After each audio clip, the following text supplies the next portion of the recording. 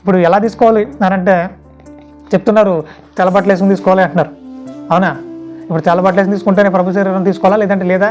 చాలామంది దీన్ని మరింత బలపరుచుకుంటూ వచ్చారు. మీరు తెల్లబట్టలు వేసుకోలేదా? తెల్లబట్టల మీద ఇంకేమైనా నల్ల చొక్క ఉందా? అయితే మీరు అర్హులు కాదు అన్నట్టుగా చాలామంది సంఘాల్లో ఇలా ఒక సిగ్గుపరిచి మాట్లాడుతున్న పరిస్థితి.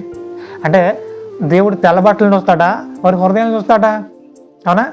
వారి హృదయాన్ని చూస్తాడు, వారి హృదయంలో ఉన్న పరిశుద్ధతను చూస్తాడు. ఇప్పుడు వారి హృదయాలు కంప్లీట్గా మురికితో నిండిపోయి, చెత్తతో నిండిపోయి వారి తెల్లని బట్టలు వేసుకొస్తే ఈ సేవకుడు ప్రభు వాళ్ళు ఇవ్వచ్చు, కానీ దేవుడు తన శరీరాన్ని వారికి తినమని ఇవ్వట్లేదు. ఎందుకు ఇవ్వట్లేదు తెలుసా? ఆయన ముందు నీ హృదయంలో ఉన్న ఆ చెత్తను కడుక్కో, ఆ మురికిని కడుక్కో, ఆ చెత్త కంప్లీట్గా శుభ్రం చేసేయి. శుభ్రం చేసిన తర్వాత నా శరీరం దగ్గరికి రా, నన్ను తిను, నన్ను నీలోనికి కలుపుకో. ఆ చెత్త ఉండగా నేను నీలోనికి రాలేను అంటున్నాడు. నేను నీలోనికి రాలేను, నేను నీలో నివసించలేను అంటున్నాడు. అలా చాలామంది హృదయాల్లో చెత్త పెట్టేసుకుని తెల్లబట్టలు అయితే తీసుకుని వస్తున్నారు.